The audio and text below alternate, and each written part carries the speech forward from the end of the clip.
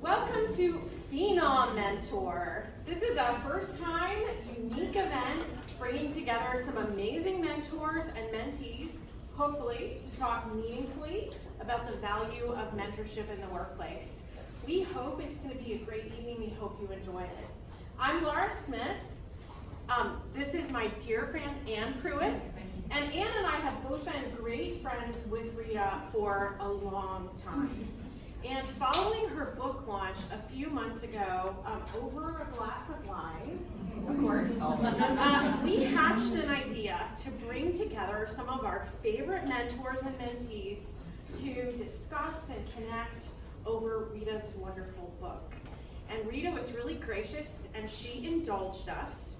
And we soon brought the incredible Katie Varney right here into the conversation. And we have a lot of people from MPNF here tonight, and so you guys all know how insightful and talented the MPNF team is. And so they brought their talents and their expertise to our discussion, and it all evolved into this event that we're experiencing tonight. So Katie, we are so grateful to you and all of our friends at MPNF for their contributions for tonight, for the space, for the refreshments.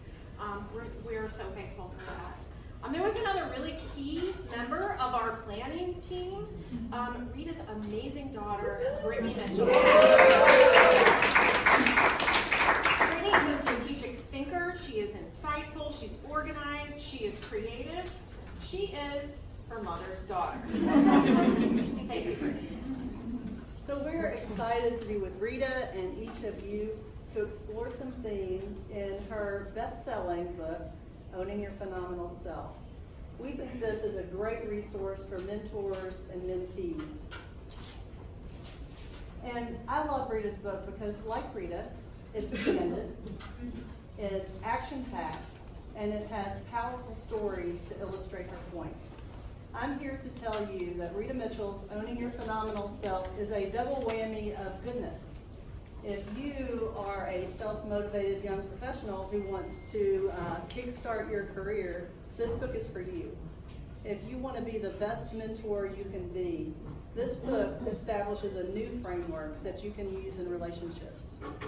And to me, one of the most important lessons in Rita's book is this: the power of knowing your personal agenda and owning your power. Equipped with that kind of clarity, we can all achieve what we want and do it on our own terms. So if you don't already have a copy of Owning Your Phenomenal Self, you're going to want one. And the good news for you is that we have some. They're right up here. And I'm betting that we can get our friend Rita to sign and personalize them for us. You're also going to want to sign up for her newsletter and follow her on social media so we can continue the conversation we are starting tonight. There are forms in the back in the reception area to do that. So if you haven't done so already, please make sure that you get on your name on the list. So before we turn it over to Rita, we want to take just a moment to tell you about our amazing friend.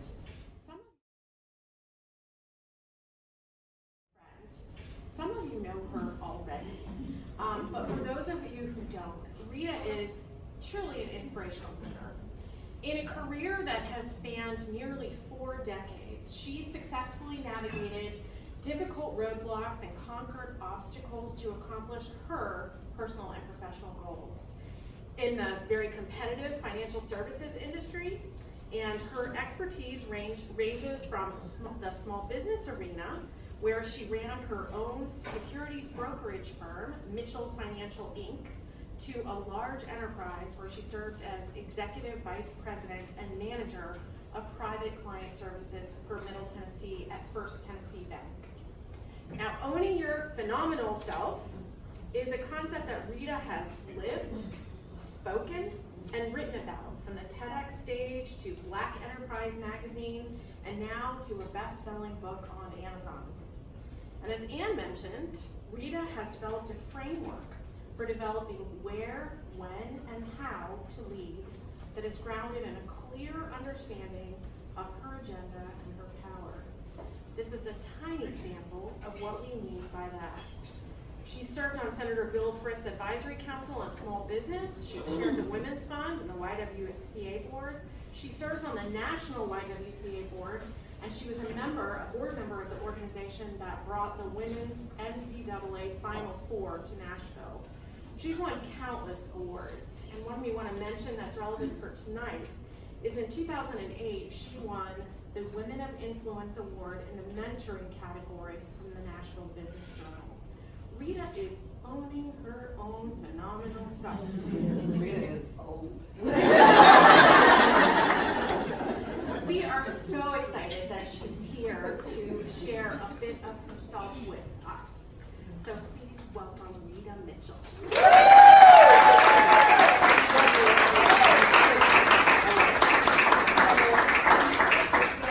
These are my good friends. And thank you again, Katie, for hosting us at Weekly with Dick and Fox. And so I just want to kind of give you just a little bit, but we only have 40 minutes. And so you were invited to come today to try to have a collaborative conversation between your mentees, peer-to-peer. And so we only really have 40 minutes to do that. So you had some networking, and then we're going to end, so you can end with networking, so I'm just going to dive right into it. I will say that I wrote this book because I had something to say. I am old, and I have 40 years.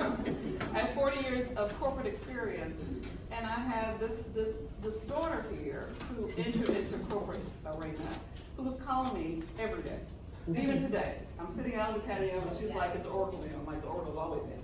But so I was mentoring her all the time, and as I started writing the Black Enterprise, we would talk about things, and it was like, we need to put this in the book. We need to put it in the book. So the book is Own Your Phenomenal Self, and it's a guide on character success and leadership, but it really ended up being a mentoring book, and so you'll see that today. So I'm going to stop with that, and I'm going to dive right in and start with the video, and then I'll talk about the video afterwards. Professional mentor, because mentorship is about caring about somebody. And so trying to figure out how you can put yourself into circumstances where people can see what you can do and how talented you are, and then opening yourself up personally to them so that they will want to invest in you. And they don't have to be that much older than you. I will say, I have had mentors who are my own age, but they just had different experiences, and so it was a different perspective. And sometimes you just need somebody to bounce things off of. And you end up settling with where you were all along, but it feels you grow because you're having a conversation with somebody. And they aren't necessarily giving you advice, they're just listening to you. And I've also found that as I've gotten older, people who I used to mentor, like the Obamas, turn into being my mentors, my boss even. And then as life goes on, that's what happens as well. You grow with your mentors, and the relationships change depending upon life circumstances. And it's hard to ask somebody to be your mentor. I find it's easier to sideways into it through a relationship. Next thing you know, they're doing it, but then you haven't just. Sometimes it's a little off-putting. I will say, I've been to events like this, wonderful events, and somebody will come up to me afterwards and go, "Will you be my mentor?" And I go, "I don't know you." Go find somebody who knows you. And because a mentorship isn't a one-off. I mean, you can read my book, and there's a lot of advice in there. A mentorship is a relationship, and it's somebody who will grow with you and watch you grow and take pride in your development. And so don't give up. Keep trying. And while you're trying, mentor somebody younger than you. Because somebody's looking at you and thinking that you could be their mentor. Jared, who is the senior advisor to Obama and the administration. And the reason this is relevant, this looks like I pulled this off of her YouTube, her Facebook, her stuff. This actually, last week, Sharon Roberson, who is here, who's the CEO of YW.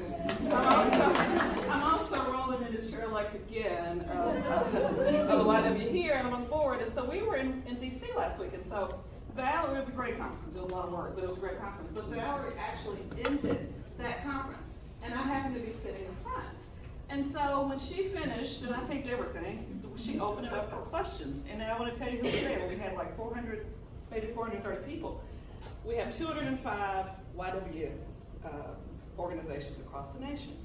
There were 430 people. These people were the CEOs, the executive directors, and some of the C-suite staff. So they may have brought their CFO, their HR director.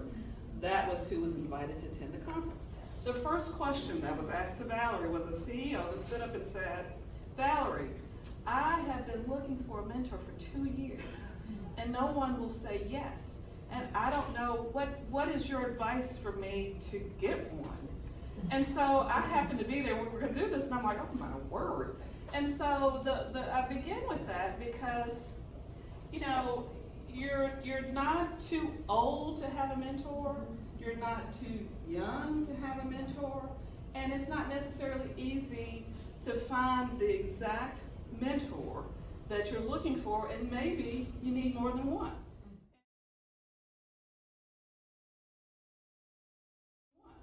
And what we're going to end up talking about today is own your power and setting a personal agenda, because you need to be directing that as to who you're looking for based on what it is you're trying to accomplish. And just like Valerie said, how many people in here who had people just walk up and say, will you mentor me? There you go. I mean, I've had people, how can I say yes to that? I don't even know you. I don't know if I want to spend time with you. I don't know if I like you. I mean, because it's a relationship, just like she said, you know, you're talking to people. You're listening to people. And at the end of the day, the mentoring part of that, what I say is just the beginning. What you really want your mentor to turn into is a champion. And a champion is more than a mentor. A champion pushes your agenda forward. A champion fights for you. A champion helps you get that next promotion. Opens the door, not just listens to what happened to you last week at work or this month or whatever. But for that to happen, you have got to decide what it is that what your goals are. You know, what is your 3 to 5 year plan, mission, that kind of a thing. So that's where we're going today. The second slide. So my book, I've got 16 endorsers in the book, all kind of people, and I had them read it and then ask people would they write an endorsement. And so I didn't frame any of this. So Christina Coleman worked for me before I left the bank, and so I hired her maybe, I don't know, 7 or 8 years ago, and she started at the bank as a portfolio manager. She didn't have experience in the job, she had an MBA. When I left, Christina was promoted and is now in North Carolina, still a person to see, and now she's a top client strategy executive, and I mentored her. And when she read the book, this is what she had to say. She said, this book is a portable mentor for women at all stages of their career. It helps a reader recover quicker from the inevitable career pains and persevere towards the possibilities of your career when you stay the course. There is power in these pages, and you'll find yours at the end of it, and that's Christina. And so Christina and I, one of the chapters is The Grass is Green, and we were talking, and I was talking about this concept, and she is a person that said, that needs to be my book. So she was speaking to this because the lessons in this book are powerful and can be used as you see yourself in corporate environment. So the Pocket Mentor works in 3 ways. 1, it's a framework for mentees to guide conversations, for mentors to guide conversations with their mentees. Okay. Secondly, and this is why it's important for you, and I'm still a mentee. My goal is eventually to get on the corporate board. I'm too busy right now. But Jan Babiak, who serves on Walgreens board and is involved in cable, is a mentor of mine, and she's mentoring me along the way, and I'm 61. So, I mean, you know, it's a framework for mentees to guide conversation with their mentors so that you can set the tone and pace of what it is that you're setting as an expectation for these meetings. You're just not having lunch with people. But there's some reason that you're asking this person to do this, or there's some reason this person has volunteered to do it, and I've done that as well. I mean, I've volunteered to be somebody's mentor. And then, to the woman in the room at the conference, it's a guide for those who have no mentors to guide them. So it's a framework for you to guide yourself if you haven't found the right person. Okay. So in this book, there are 13 chapters. We have probably now 30 minutes. This is not a workshop. A workshop would be half a day. So this is really, we want this to be like a collaborative conversation. And as Ann and Laura spoke to, we're just going to talk about one concept. And that concept is owning your power. So owning your power, and this is Rita's definition, owning your power means having a personal agenda, understanding your true value, and that it belongs to you alone, combined with the will to win. And so what that means, and I did this in my TED Talk, that everybody has value, because everybody has unique gifts, experiences. Your time is valued, you have a network, you have a brand, and it's unique to you. But we have that. Owning it means that you understand it has value and that it just belongs to you. It doesn't belong to your employer. When you clock in, I clock in, you get all of me. It's just like, no, that's not it. When you decide you're going to serve on a nonprofit board, I mean, does it fit your personal agenda? So it means that you assess yourself in terms of what is your value, what do you bring to the table, even if you're 25, even if you're, what is it that makes me unique? What do I bring to the table? And you're putting thought to how you share that, how you sell that, how you give it away. And it's a thought. It's not just random that's when you're mindlessly saying yes to everything. And then 18 months down the road, you're like, how did I get here? Well, you got there because you didn't have a personal agenda. And because you said yes to everything, not having really values of what you're bringing to the table. So that's that concept, which we will talk about today. And again, I don't want to be up here 40 minutes talking. I have friends in the room. I've already said, please step in.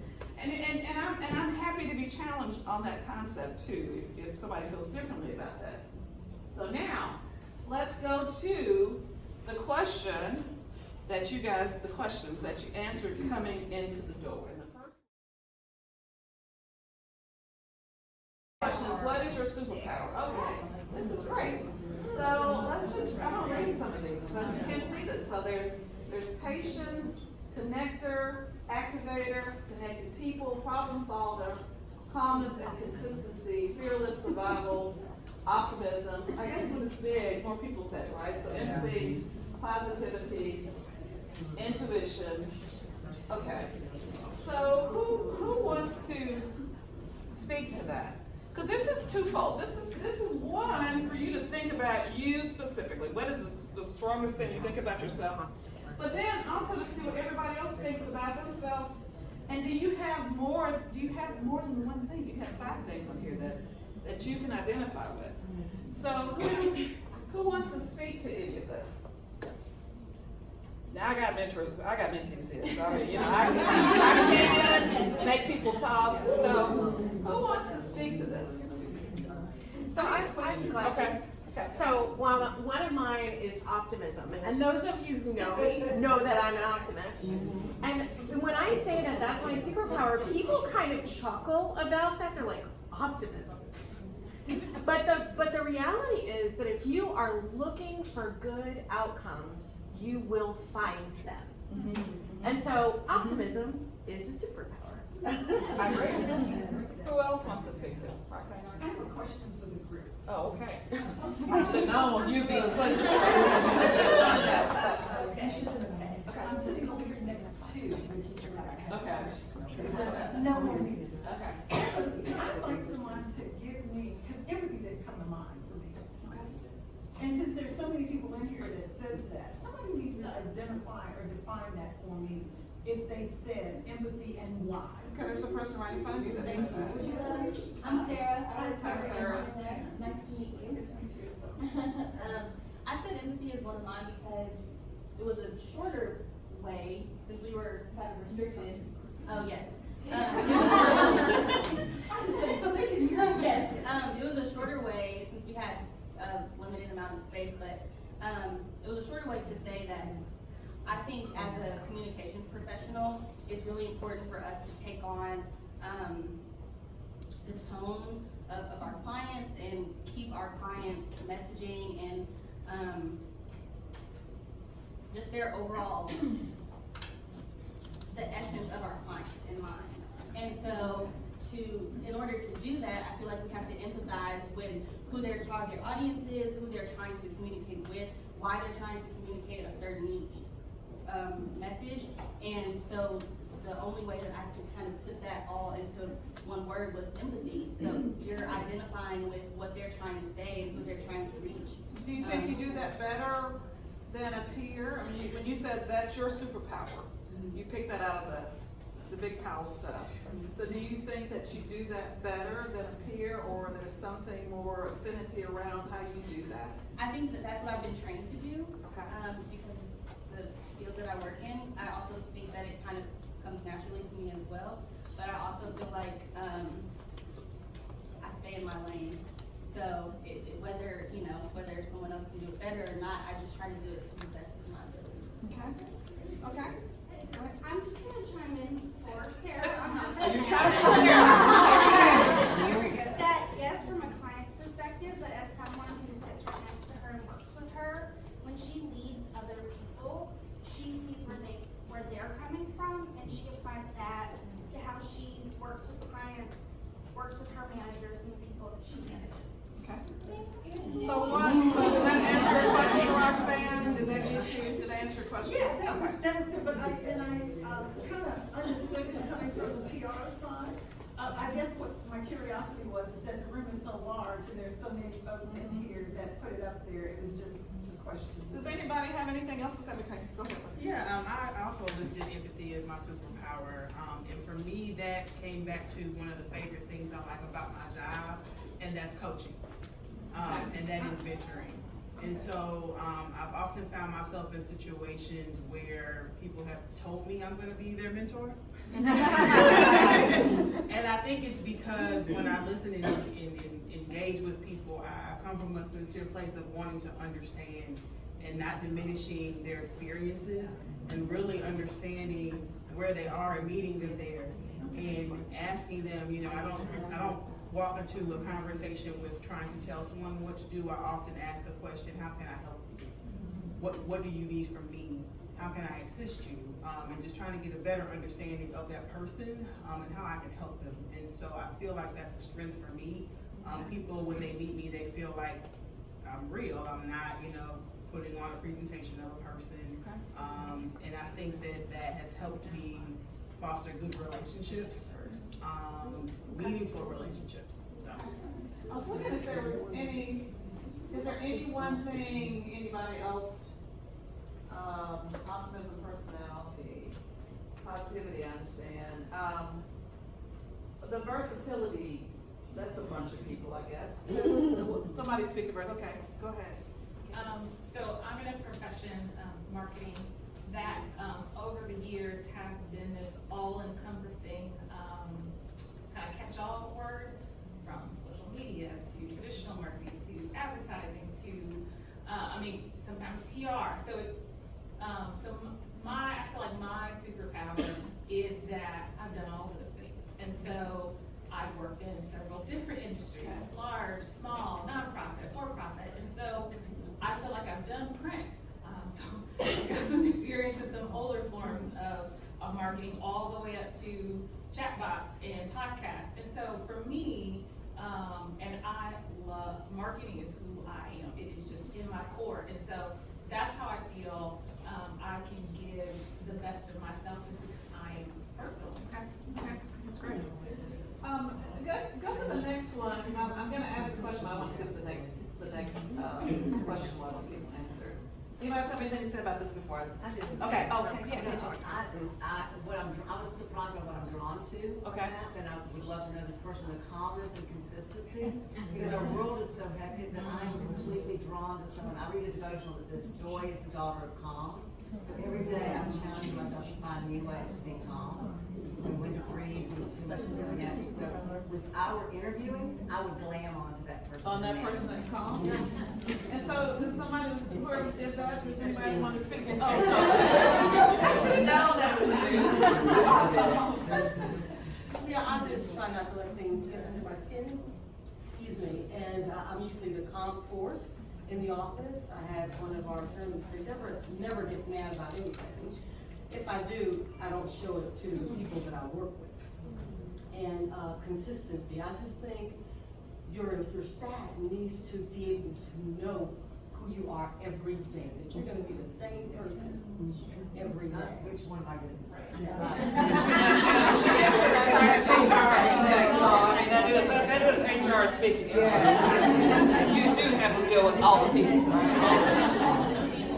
Okay, so now let's talk about which of these is holding you back.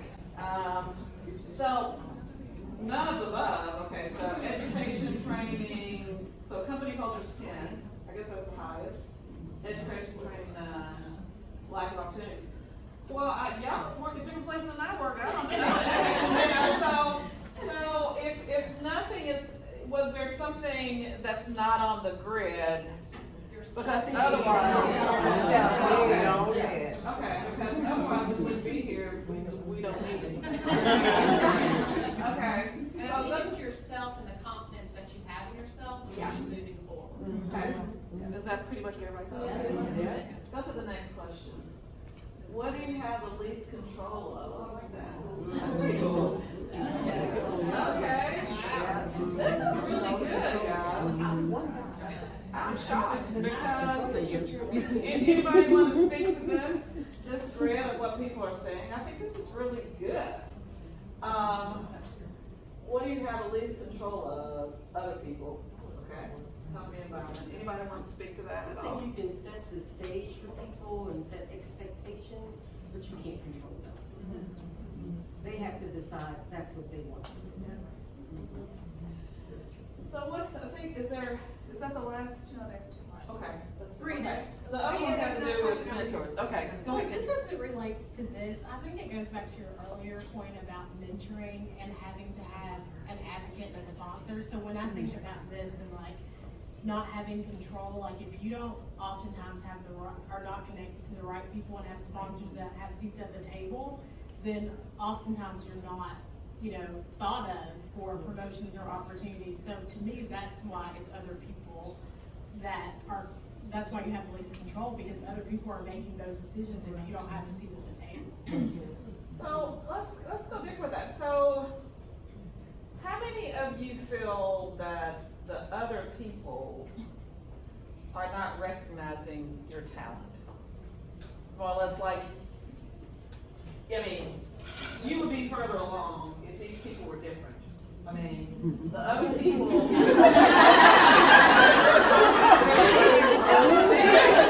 Right here, all of you. I mean, does anybody feel that way? Do you feel that you're on a trajectory and where you are, you feel good about it for the most part? And I'm not trying to single anybody out, but do you feel like, I guess the other people, are these good other people? Bad other people? Okay, April. I have a thought. I guess the way I looked at it was, I'm also in HR, so. Yes. Another conference. When I think about for other folks, it was more of when someone wants to move up in a role, that role might not be available because you're waiting on other people to sort of get promoted or sort of move out of the way. That's in a nice way. So I looked at it as a positive other people, not that they were holding them back just because the organization isn't growing fast enough, or it's not a place where that CFO is ready to do something different, retire, so there's more of that progression. That's well with it. Okay. Anybody else want to speak to that? I put other people, because I own my own business and I don't really have to answer to a boss, but I can set the standards and try to maintain the quality of what it is that I want my business to represent. But when I turn my back, it's like, those other people that you hear about from your customers come back and tell you things, but it's like, you can try to set the bar high, but really everybody has to operate from their own internal compass of quality and ethics or whatever you try to set as a standard for your company. I'm curious as to who said yourself. Well, I don't want to put one, if it was. I was a facilitator. I don't know a lot, but I know if I was this person, I would not say, this is me. So we can talk about it, yes. So I didn't say yourself, but the reason I said other people kind of connects to that. Yeah. Because I think the only thing I can control is how I represent. And when I choose or don't choose to react in a certain way, it's gonna affect how other people react. And so I do think they're all kind of intertwined, but not other people had more to do with how I choose to. Interface with the people. Yeah. Okay. Yes. Who? Okay. I think it also relates a little bit to the glass ceiling. I mean, so many of us are either entrepreneurs or we're in corporate America, and we get to the point where we think that folks are gonna help us move up wherever it is that we're trying to go, and they're not. So you think about that, and you just know that there are folks that are blocking wherever it is. And similar to when you think about the entrepreneurship, you're thinking, okay, I'm running my business, I'm doing what I need to do, but then there's people that are on the behind the scenes that are kind of preventing you from moving to that next level. And I think to corporate as well, when you think about that glass ceiling, so when it falls under other people, I think we're both experiencing it. Okay. Yes. I said other people, but one of the things I appreciate the most about my mentor is that most of the times if I go to them with an issue, I've framed it in a way where I'm looking at other people and saying the issues I'm having with other people, and they've helped me reframe that to say, to look introspectively and see how I can adjust myself to overcome that issue instead of worrying about other people. Okay. Yeah, Katie, and then I'll go ahead. Okay, I'm gonna invest. I said yourself. Okay. Okay, well, go ahead and do it. Okay, but here's why I said it. I didn't say it in a negative way. Okay. Or I wasn't thinking negatively as I said it. I was thinking that what controls my career is how big I can think. Okay. And That's a different way of looking what, you know, if I can't think big, that's my fault. That's my, and so I can only be as big as I can think. I can only help take my company as big as I can think. Yes. And so my partners are great. They do, we are the greatest team, our entire team, everybody at MPNF who's here and who's not here. It is an incredibly powerful team that works together. But in terms of where this company goes, if each of us doesn't think big on our own, then we're our, you know, that's a big spray. No, that's a great way. That's a completely paradigm twist to it. I'll pass it. So thank you. Okay. That's a tough one to follow up. I wanted to speak up for the middle group. Environment. And for me, with other people, I think of that as kind of like individual people. And I'm kind of like, I got individual people. Like I can talk to them, build a relationship with them. But then, and I work in financial services, so it's kind of tough, male-dominated industry. But when those other people start to look and think the same way, and it's pervasive throughout the company, that's culture. That's when I personally run into an issue. And you can still kind of do your own thing and do as best you can. But when that mindset is making the hiring decisions, the promoting decisions, even just the type of place that you want to work, and everybody's kind of thinking, those other people are thinking the same way, that's what's impacting me. Okay. When I said corporate environment, I was thinking about the speed of change and just the world that we live in right now and how rapidly everything is changing and efficiency gains are changing everything as we've known it. I've been with my company for 31 years and it certainly doesn't look the same and it changes every single day. So that was what I was thinking about. Okay. Anybody else want to speak to this? Because I'm going to drop back down to owning your power before I go to those other two slides. So, how many of you, and this goes back to Katie's answer to the one that's there, which is really where we're going on this. How many of you feel powerful and in control of what is happening with you in your career? I should say how many don't. That's probably a better question. How many don't feel in control? Okay, so I've got low hands. You're right. It depends on the hour of the day. Because sometimes I feel like really good, then I get an email and I'm like, guess that conversation didn't go well. Right, and so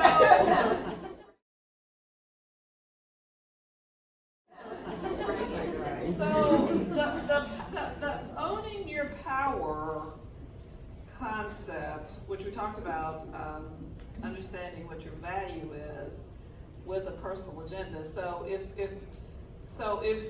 if my goal, what Katie said about dreaming big, if my goal is to do whatever this is out here, then I'm here.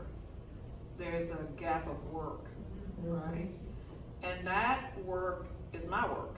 It's not anybody else's work, it's my work. If I need to go back to school, if I need to learn how to network, if I need to get my big girl's underwear on, and go negotiate for salary, promotion, it's my work. And it's not anybody else's, is responsible for that. It's not other people. It's just me. Because if I am gonna let other people weigh in on what it is I'm trying to do, then I'm not going to get to the biggest Rita or the biggest dream or whatever that is. And so the owning your power concept is really a reflection of what is it that you want to do with your career in the next 3 to 5 years. I mean, to go further out, you may know way out, but you've got to have something that's tangible, because it's going to change as you grow, right?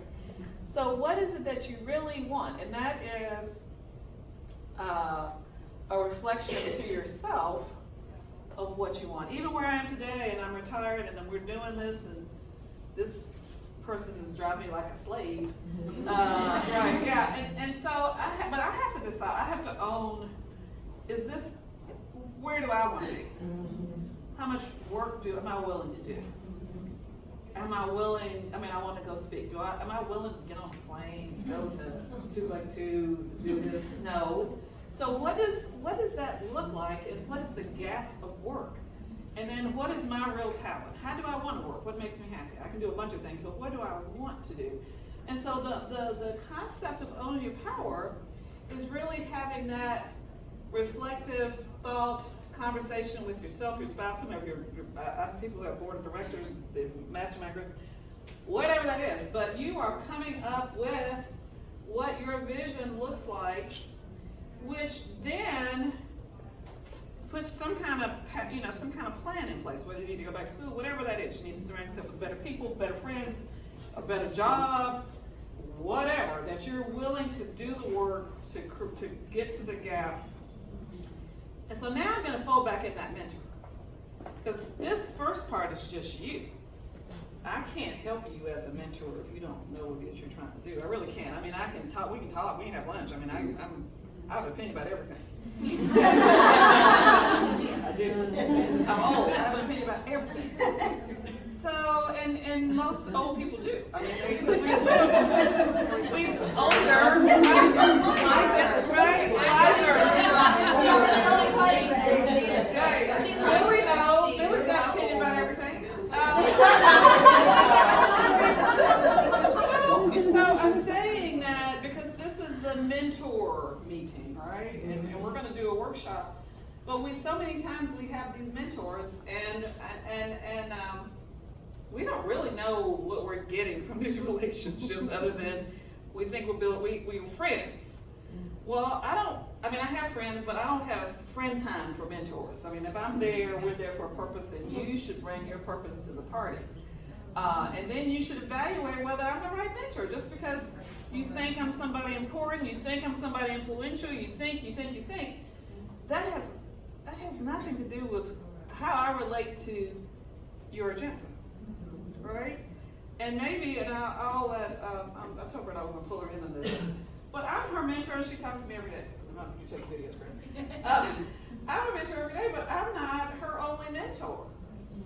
And so I'll get you to speak to your mentor, and then we'll get to these other questions here.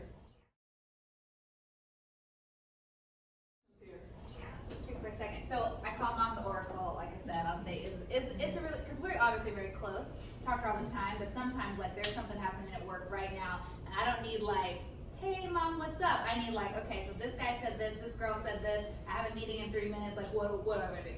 And so is the Oracle available to chat? So that's our relationship. And I have a lot of chat time now. And as you can see, a lot of you already know Mom, you love Rita and who she is, but like what's really great about her advice is, at first it sounds crazy, like I can't say that, or I can't send that an email, or I can't cancel that meeting, right? But when mom says do X, Y, Z, and I'm like, okay, I'm gonna try this, I would do X, Y, Z, and it would work.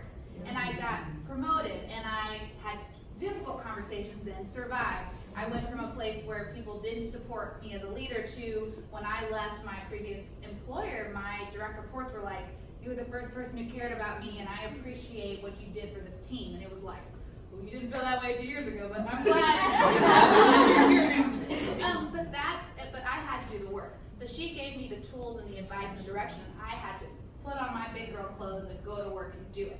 And so now that I'm in this new role in New York in sales at a competitive tech company, well, mom did sales, but it was financial services. And so now I have a friend who's a senior salesperson at Google in San Francisco, and I talk to her once a month, and I'm like, okay, you know, how do I deal with this relationship now that I'm not client side? And I talk to her, and then I bounce that off of mom. And so you start to build, who do I trust, who do I respect, and how can I get these questions answered? How can I be vulnerable with someone and say, I don't understand this contract.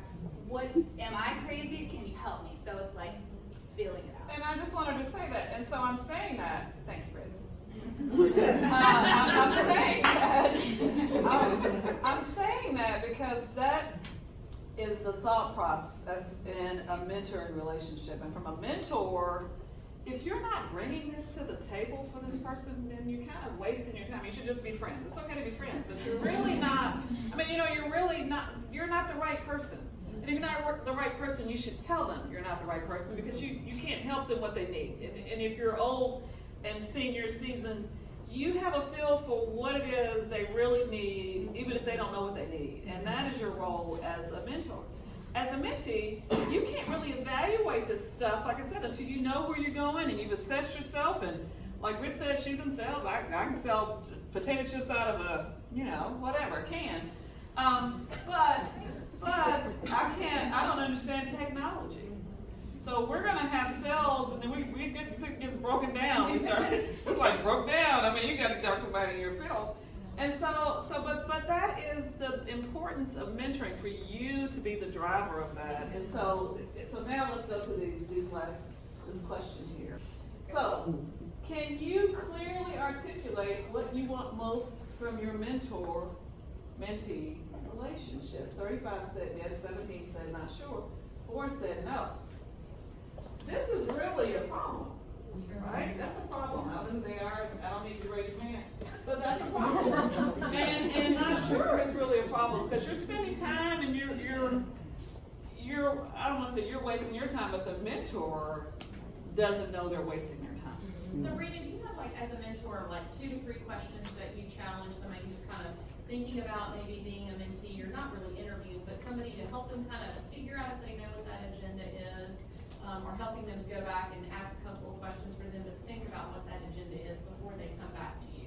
Well, and the book talks about on your power personal agenda, which is in there, and that's not really like a map. But if I'm mentoring somebody, I really do want to know what you're trying to accomplish here. What are your goals? What is da-da-da-da-da? And people ask me to mentor them all the time, and I mentor, I probably have 7 or 8 people I'm mentoring now, different things. But I ask that question to make sure we're a match. And I've also told people, I don't think that we're a match. Let me see if I can find you somebody else, or we can just be friends, because you're not gonna take my advice. I mean, I can clearly tell you what to do. She does what I tell her to do. Everybody doesn't do that. And her mentor that she's talking about had an issue that came out in an email, and I said, I'm willing to talk with you if you want to. She said yes. I talked to her in DC because she is in a very complicated situation, and I gave her advice, but it's hard advice. And I don't know if she's going to do it. And I said, I don't know if you know, but you're going to have to do this to get here. You can go back to your advisory board, you can do what you need to do, but I'm telling you, you got to do this. So you got to also, in that interview, make sure that this person, there's enough respect, there's enough trust. If I tell you this is what I think to do, that you're going to attempt to do that, because if you don't have the courage, if you don't have the professional courage to walk down and document somebody, to put something in somebody's file, to tell them that you're going to do that, to start a process, to do the things, the hard things that we know how to do, being successful in management or sales or whatever it is, then you don't have the right match either. So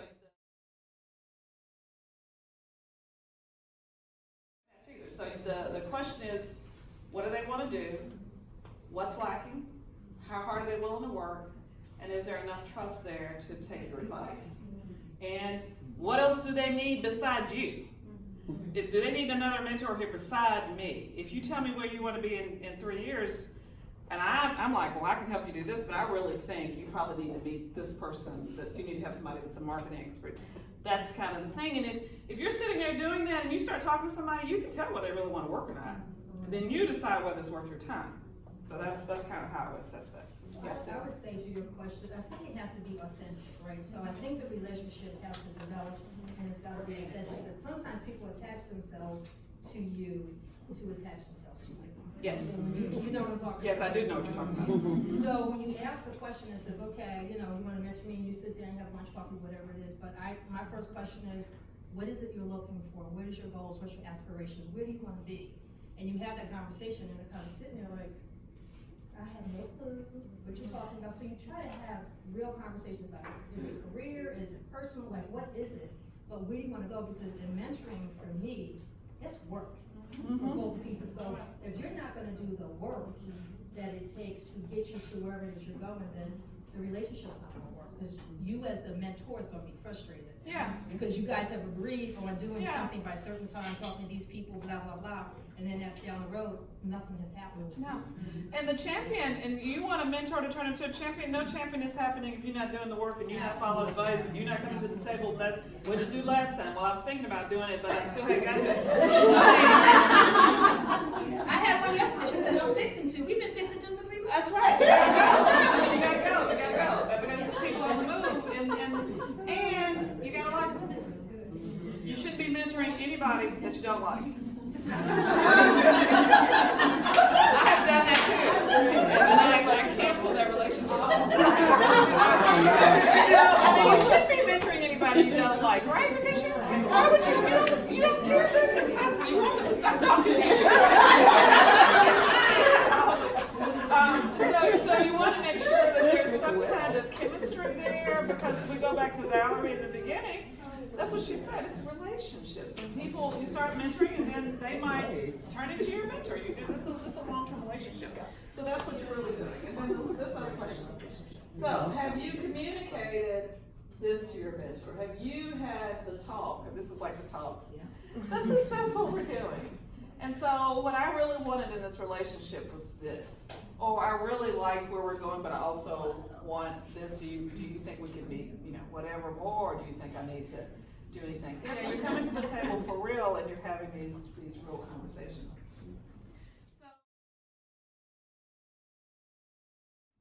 So I guess we're getting to almost the close of this. I kind of wanted to get some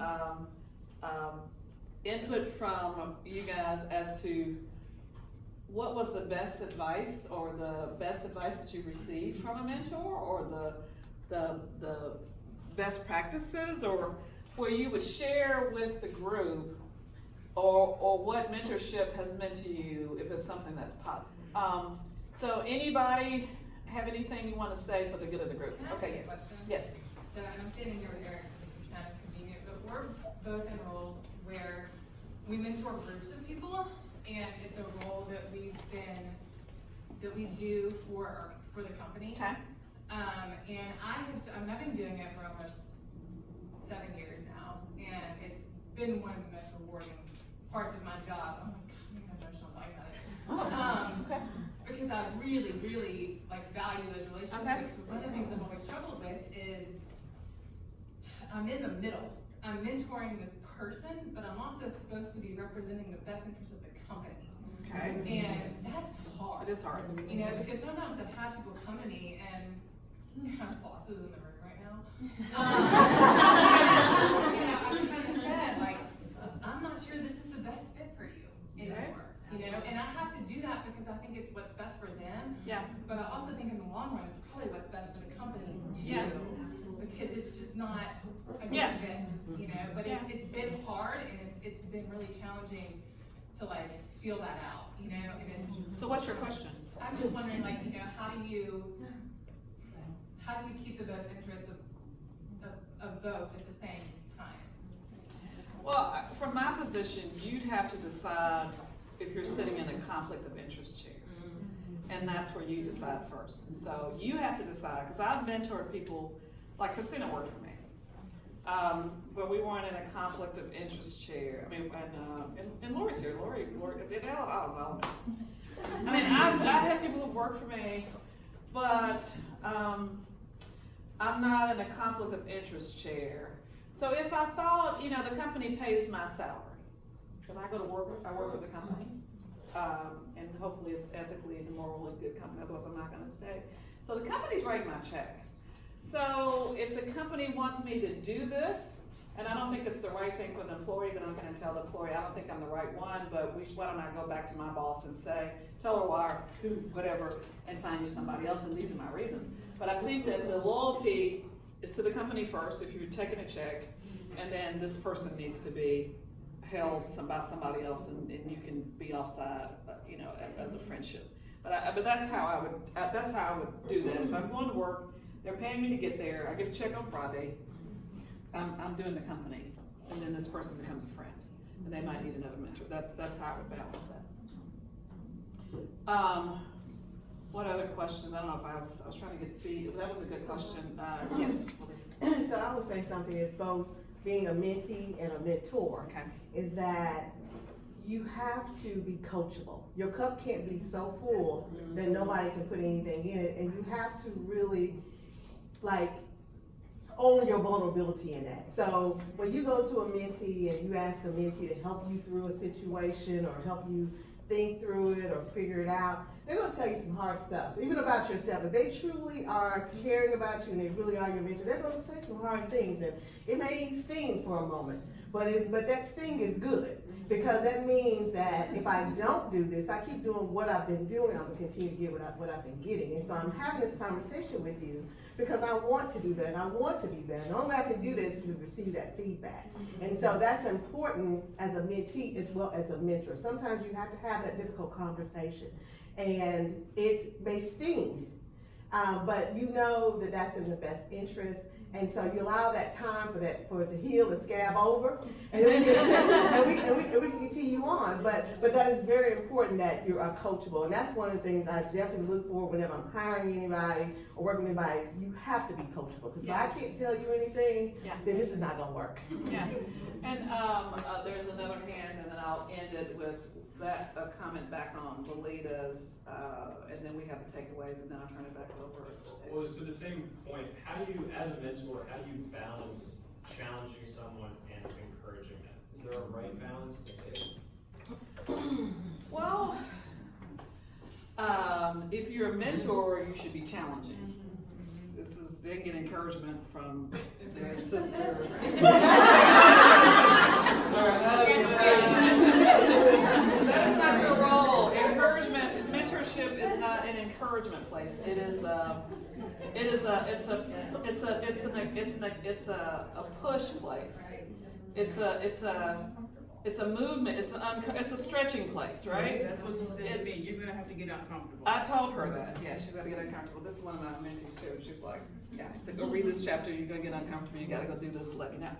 So if you don't have a mentor that's making you uncomfortable, you're not stretching enough. Why do you have a mentor if you're just? Why would you want anybody to be? Why would you waste your time if they're not making you push and stretch to become your very best self?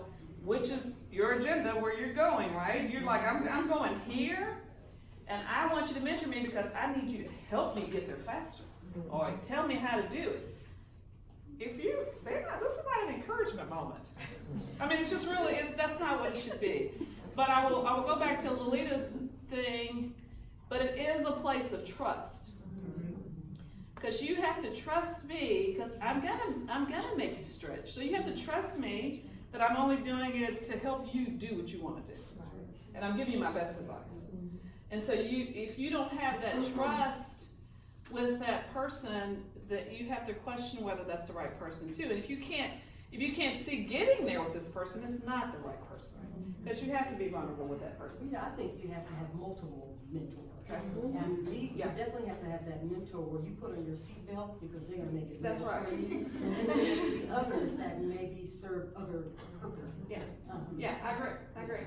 Just on that point, I think, and also in your situation, some of those people that are in your company probably need an outside mentor to tell them some things that you can't tell them, that you don't feel comfortable or feel conflicted to tell them, because you need someone, obviously, someone who's gonna push you within an organization, has to be within an organization, if they're gonna get you the next promotion or whatever, but someone outside of that organization who knows that organization, or at least knows that industry or whatever, just has general knowledge, may be the best person to tell you some things that the internal person might not be able to. Yeah, because that external person might say, you need to get another job. The internal person can't say that, because this is a valuable person. That's what I'm saying, you got your company hat on, the company's paying you. You can't tell a good employee of this company that they need to leave this company and go get a job, and then they get another job, and they come back and tell the people that you told them that they need to get a job, and you don't have a job. So this is what I'm saying. So what you see, I'm saying, that's why you have multiple mentors and somebody that you have a trust relationship, because you might not be able to tell the person at work the real deal, and then they may have relationships with another relationship. It gets very complicated. If you, again, you gotta look at the conflict of interest. But if I'm your mentor and I'm way out here, I work for another company, I have nothing to do with this, and you just give me the paintbrush and the picture, I'm gonna say, do this, do this, do this, don't do this. And then you take that back to work, and then you can get the work person to maybe weigh in on a specific project. But that trust thing, you're telling them the real story, you're telling this person the real truth. You feel like an imposter. People aren't buying stuff from you.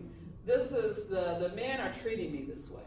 I don't think I'm getting a promotion because my boss is intimidated. I mean, this person is a person that you're gonna really tell them what you really think, and they're gonna say, I agree with that, you're too sensitive about that, and you need to get over that. And so this is where you're trying to go, and when you get there with that person, then that person will become your champion. And they will not only say you need to go somewhere, they say, well, let me pick up the phone, and I know Laura at NES, and I know Ann at Taos, and I know Deb, I know Cynthia, I know people in marketing, let me pick up the phone and call some people. That's what you want a mentor to do, and that's a relationship. And so with that, these are the takeaways, and then I'm going to turn it over to David, who's going to close this out. And then we're going to do a survey, because we are going to turn this into a workshop, and this is 40 minutes, so I want input from you guys. What else could we do? What would you like to see if you were at a workshop? So here are the takeaways. You need to get back with your mentor after you have decided what your personal agenda is. If you have one, great, revisit it and make sure it's really what you want to do. And I would say 3 to 5 years. And then what is your power? Look at, what are you bringing to the table? What can you rev up? Do you need to go back and get an MBA? I don't know. Do you need to take, if you're an analyst, do you need to go back and take some credit courses? I don't know. You know what you need. You know what it takes to succeed. Go back and rev it up. And then, do you need to do better in sales? Maybe you need to hook up with a top producing salesperson. Maybe you need to learn how to sell stuff. Whatever that is. And then what do you need for your mentor? And then have that conversation.